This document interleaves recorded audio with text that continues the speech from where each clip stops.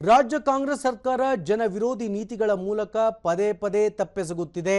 ಆ ಮೂಲಕ ರಾಜ್ಯದ ಜನರಿಗೆ ದ್ರೋಹ ಮಾಡುತ್ತಿದೆ ಎಂದು ಬಿಜೆಪಿ ರಾಜ್ಯಾಧ್ಯಕ್ಷ ಬಿವೈ ವಿಜೇಂದ್ರ ಬೆಂಗಳೂರಿನಲ್ಲಿಂದು ಆರೋಪಿಸಿದ್ದಾರೆ. ಈ ವೇಳೆ ವಿಧಾನ ಪರಿಷತ್ತಿನ ವಿರೋಧ ಪಕ್ಷದ ನಾಯಕ ಛಲವಾದಿ ನಾರಾಯಣಸ್ವಾಮಿ, ಪಕ್ಷದ ಹಿರಿಯ ನಾಯಕ ಅಶ್ವತ್ಥ ನಾರಾಯಣ ಮತ್ತಿತರ ಮುಖಂಡರು ಉಪಸ್ಥಿತರಿದ್ದರು. ಬಳಿಕ ಸುದ್ದಿಗೋಷ್ಠಿಯಲ್ಲಿ ವಿಜೇಂದ್ರ, ನರೇಂದ್ರ ಮೋದಿ ಅವರು ಗುಜರಾತ್ ಮುಖ್ಯಮಂತ್ರಿಯಾಗಿ 11 ವರ್ಷ ಪೂರ್ಣಗೊಳಿಸಿದ್ದರು. ಇದೀಗ ಪ್ರಧಾನಿಯಾಗಿಯೂ ಸಹ 11 ವರ್ಷಗಳನ್ನು ಪೂರೈಸಿದ್ದಾರೆ.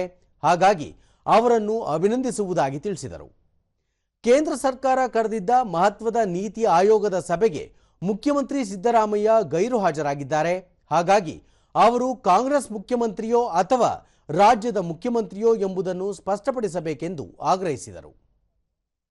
ಮುಖ್ಯಮಂತ್ರಿಗಳು ಆ ನೀತಿ ಆಯೋಗದ ಸಭೆಗೆ ಹೋಗ್ದೇನೆ ರಾಜ್ಯಕ್ಕೆ ಅಪಚಾರವನ್ನು ಎಸಗಿದ್ದಾರೆ. ರಾಜ್ಯಕ್ಕೆ ದ್ರೋಹ ಬಗೆತಕ್ಕಂತ ಕೆಲಸ ಸಿದ್ದರಾಮಯ್ಯನವರು ಮಾಡಿದ್ದಾರೆ. ನೇರವಾಗಿ ಮಾತನ್ನ ಹೇಳ್ತೇನೆ, ಸಿದ್ದರಾಮಯ್ಯನವರು ಈ ರಾಜ್ಯದ ಮುಖ್ಯಮಂತ್ರಿಗಳು ಅಥವಾ ಕಾಂಗ್ರೆಸ್ ಪಕ್ಷದ ಮುಖ್ಯಮಂತ್ರಿಗಳು ಅಂತೇಳಿ ರಾಜ್ಯದ ಜನತೆಗೆ ಸ್ಪಷ್ಟಪಡಿಸಬೇಕಾಗಿದೆ.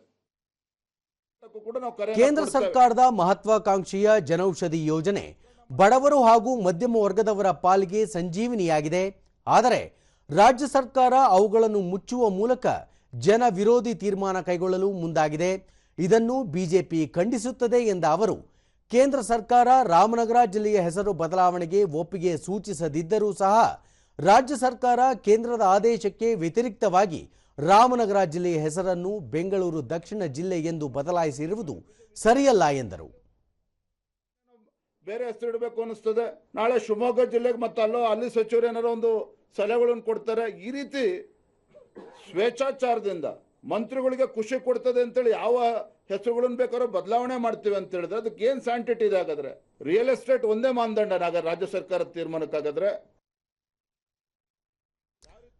ಕರ್ನಾಟಕ ಸಾಬೂನು ಮತ್ತು ಮಾರ್ಜಕ ನಿಗಮ ನಿಯಮಿತದ ರಾಯಭಾರಿಯನ್ನಾಗಿ ಪರಭಾಷಾ ನಟಿ ತಮನ್ನಾ ಭಾಟಿಯಾ ಅವರನ್ನು ನೇಮಕ ಮಾಡಿರುವುದು ಖಂಡನೀಯ ಎಂದರು. ಖಾತ್ರಿ ಯೋಜನೆಗಳಿಗಾಗಿ ಹಣ ಹೊಂದಿಸಲು ಪರದಾಡುತ್ತಿರುವ ಸರ್ಕಾರ ಹಲವು ತೆರಿಗೆ ಹಾಗೂ ಶುಲ್ಕಗಳನ್ನು ಹೆಚ್ಚಳ ಮಾಡುವ ಮೂಲಕ ಜನರ ಮೇಲೆ ಅನಗತ್ಯ ಹೊರೆಯನ್ನು ಹೊರಿಸುತ್ತಿದೆ. ಇದರ ವಿರುದ್ಧ ಬಿಜೆಪಿ ತನ್ನ ಹೋರಾಟವನ್ನು ಮುಂದುವರಿಸಲಿದೆ.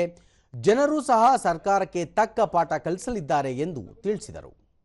ಲಾಭ ಮಾಡೋದಕ್ಕಾಗೋದಿಲ್ಲ. ನೀವು 6 ಕೋಟಿ ಬಂಡವಾಳ ಹಾಕಿದ್ರೆ ಅಟ್ಲೀಸ್ಟ್ 60 ಕೋಟಿ ಲಾಭ ಬರಬೇಕು ರಾಜ್ಯ ಸರ್ಕಾರಕ್ಕೆ. ಅಂದ್ರೆ ಮನಸೋ ಇಚ್ಛೆ ಇಂಥ ನಿರ್ಧಾರ. ಇವತ್ತು ಮೈಸೂರು ಸ್ಯಾಂಡಲ್ ಸೋಪ್ಗೆ ತಮನ್ನಾ ಭಾಟಿ ಅಂತ ಹೀರೋನ್ ತಗೊಬಂದವ್ರು ಬ್ರಾಂಡ್ ಅಂಬಾಸಿಡರ್ ಅಂತ ಮಾಡ್ತಕ್ಕಂಥ ತೀರ್ಮಾನ, ಇದರಲ್ಲಿ ರಾಜ್ಯದ ಹಿತಾಸಕ್ತಿ ಇದೆಯೋ ಅಥವಾ ರಾಜಕಾರಣಿಗಳ ಹಿತಾಸಕ್ತಿ ಇದೆಯೋ ಅದನ್ನು ಸ್ಪಷ್ಟಪಡಿಸ್ಬೇಕು ಇವರು.